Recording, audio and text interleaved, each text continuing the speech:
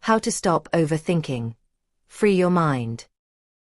Welcome to Mindful Chats, where we talk about the challenges we all face and how to navigate them mindfully.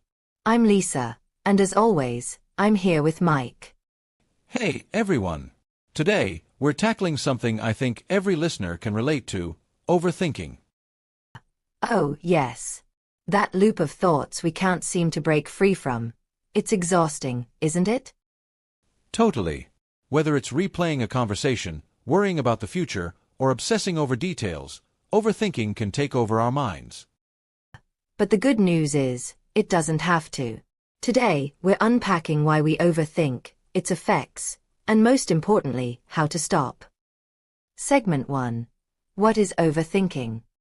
Let's start by defining overthinking. Lisa, as a therapist, how would you describe it? Overthinking is when we dwell excessively on a situation, thought, or problem, often in a way that's unproductive. Instead of solving the issue, we spiral into endless what-ifs and should-haves. That sounds familiar. For me, overthinking often feels like my brain is stuck on repeat.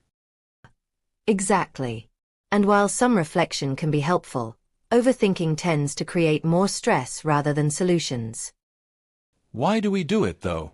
Is it just a bad habit? It's partly a habit, but it also comes from our brain trying to protect us.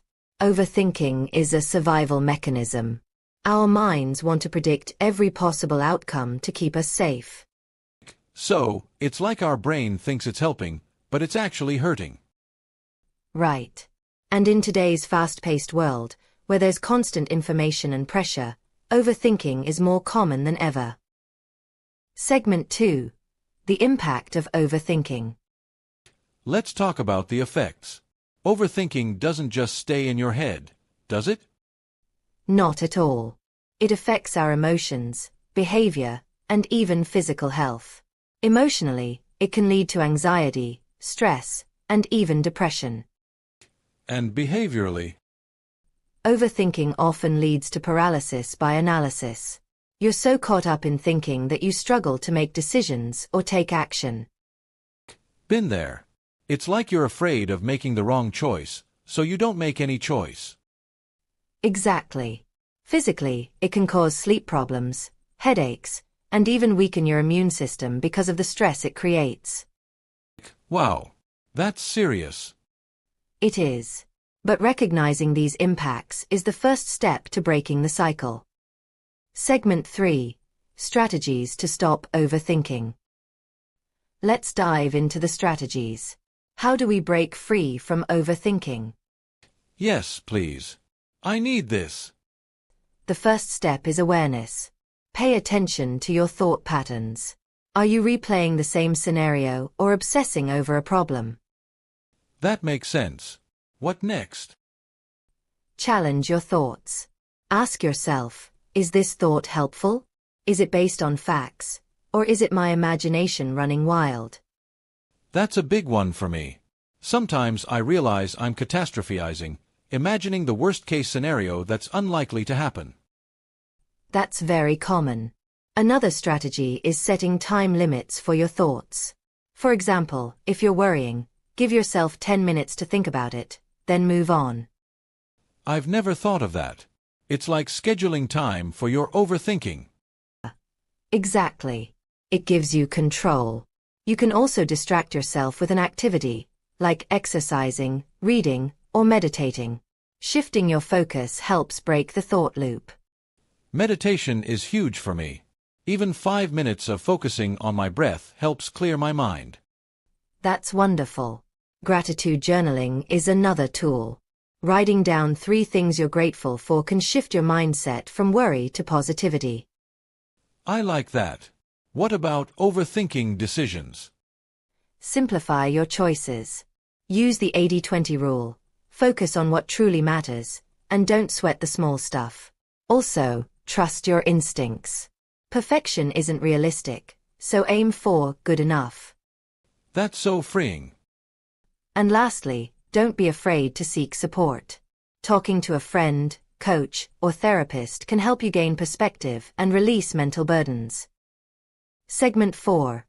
listener Q&A and personal stories. Let's dive into some listener questions. Perfect. What's our first one? Sarah asks, how can I stop overthinking at night? I can't seem to turn my brain off. Great question, Sarah. Nighttime overthinking is so common because it's when we're finally quiet. Try a wind-down routine, like journaling before bed to unload your thoughts. Guided sleep meditations can also work wonders. I've tried writing down my worries before bed, and it helps. What's next? Next, we have Raj, who says, I overthink social interactions. How do I stop replaying conversations in my head? Oh, I've been there. Me too. Raj, remember this. Most people aren't analyzing you as much as you think. They're busy with their own thoughts. Practice self-compassion and remind yourself that it's okay to be imperfect. That's such a good point. Finally, Jenna asks, can overthinking ever be a good thing? Interesting. It can be, if it's balanced. Reflection and planning are productive, but when it turns into a repetitive, unproductive cycle, that's when it becomes harmful. So, it's about using your thinking wisely. Exactly. This has been such an enlightening conversation. Overthinking is something we all face, but with mindfulness and practice, we can manage it. Totally agree. I've learned so much today, and I hope our listeners have too. If this episode resonated with you, share it with a friend or leave us a review. And remember, overthinking is a habit you can change. Thanks for tuning in to Mindful Chats. Until next time.